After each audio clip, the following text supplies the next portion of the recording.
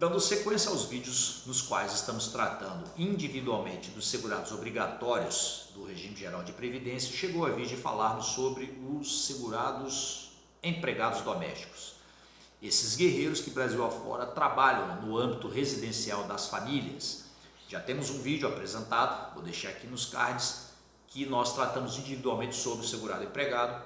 Hoje chegou a vez do empregado doméstico. A previsão do empregado doméstico, em termos de previdenciários, vai estar lá na Lei Federal 82.13 de 91, artigo 11, inciso 2º, e no Decreto 3048 de 99, artigo 9. Nós vamos ver lá o conceito. Segurado empregado doméstico vai ser a pessoa natural que presta serviço de forma habitual, subordinada, pessoal e onerosa, a finalidade não lucrativa, presta serviço à pessoa ou à família no âmbito residencial desta pessoa ou família. Então este é o conceito, e daqui nós vamos tirar as principais informações para entendermos quem é o segurado empregado doméstico. Primeiramente, a palavra que trata forma onerosa. Forma onerosa e finalidade não lucrativa.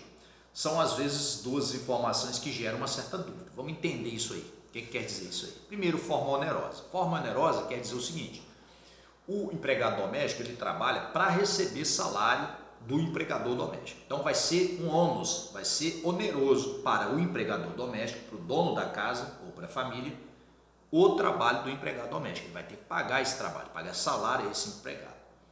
E quando diz que a finalidade é não lucrativa, diz respeito ao seguinte: a proposta de trabalho desta pessoa. E aí isso está muito condicionado ao quê? Ao meio, ao ambiente onde ela está trabalhando. O que eu quero dizer? Vamos supor que a pessoa trabalha numa casa, não é?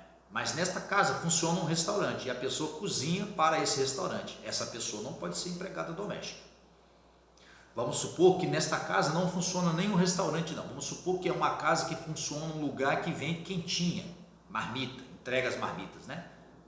Esta pessoa que faz essas marmitas não pode ser segurado obrigatório na qualidade de empregado doméstico. Ele vai ter que ser segurado empregado, ele vai ter que ter o vínculo dele registrado na CLT como empregado e, consequentemente, ele vai estar no outro vídeo que eu falei para você. Ele não vai ser doméstico. Por quê? Porque a finalidade dele não pode ser lucrativa. A atividade que é exercida, ela não pode ter finalidade lucrativa, tem que ser aquela finalidade apenas familiar. Então, por isso se diz, forma onerosa, presta o serviço de forma onerosa. Ele tem que receber salário do empregador. Vai ser oneroso para o empregador o trabalho do empregado doméstico. Finalidade não lucrativa é trabalho residencial. Se nesta residência tiver um empreendimento, um restaurantezinho, uma criação de apicultura de abelhas, o que quer que seja, se tiver uma atividade, uma finalidade que é vendido aquilo ali, opa, essa pessoa não é empregado doméstico, ele vai ser segurado empregado. Uma outra questão, não é? O exercício desta atividade não é limitado pelo espaço físico casa, entendido como aonde a pessoa mora. O que isso quer dizer? Né? Porque existem pessoas que têm mais de um imóvel. Então o cara às vezes mora em um imóvel, mas ele tem uma pessoa que trabalha lá na casa dele que ele passa o final de semana.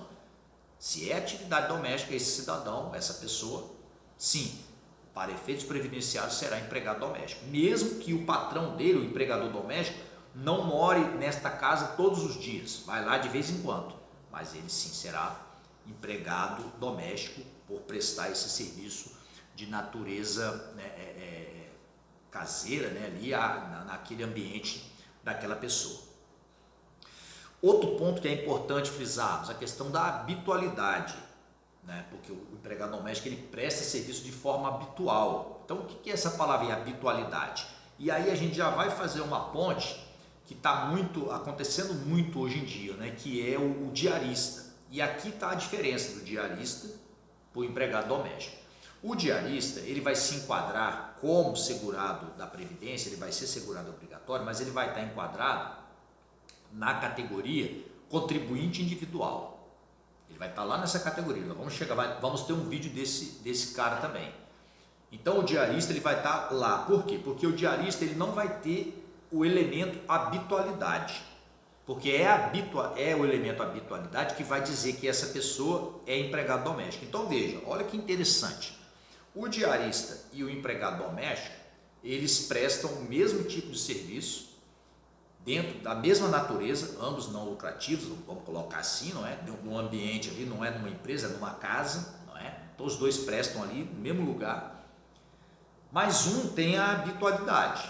E o que quer dizer essa habitualidade? O cara vai na casa do patrão dele, do empregador dele, mais de 2 vezes por semana. O cara vai todo dia, o cara vai de segunda a sexta, enfim, né?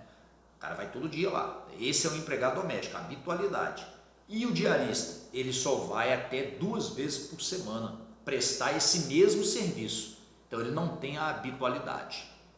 Então esse diarista, ele vai ser segurado obrigatório, porque ele exerce uma atividade remunerada, né? Ele recebe as diárias, mas ele vai se enquadrar lá como contribuinte individual, por conta da questão da habitualidade.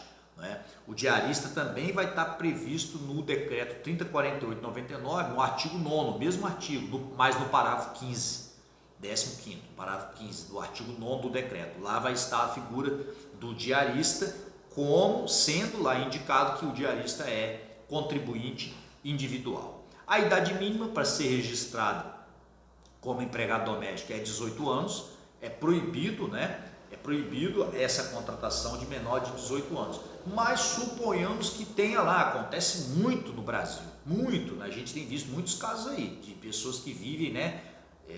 Desde criança trabalham no âmbito residencial das famílias, às vezes em péssimas condições. Suponhamos que um caso desse aí, que você viu no Fantástico, a pessoa pegou lá, a menina desde 12 anos de idade, trabalha na casa lá da pessoa, né? A idade mínima é 18 anos. Então, esse período de 12 aos 18, como é que ficaria? Se foi ilegalmente prestado o serviço, mas esta ilegalidade de quem contratou esta criança de 12 anos não pode ser, ele não pode usar dessa ilegalidade para se omitir dos recolhimentos. E é devido, sim, o recolhimento e a garantia dos direitos previdenciários como empregado doméstico para uma criança que foi pega lá no interior e trabalha na casa da pessoa desde os 12 anos. Porque esse empregador que descumpriu a lei, porque essa obrigação a lei impõe ao empregador, ele não vai poder, tendo descumprido a lei, agora alegar o descumprimento da lei para negar o direito que a pessoa teve, porque trabalhou dos 12 até os 18 anos, mesmo sendo proibido. Então, se alguma pessoa foi encontrada nesta questão, nessa situação, o direito previdenciário tem que ser garantido.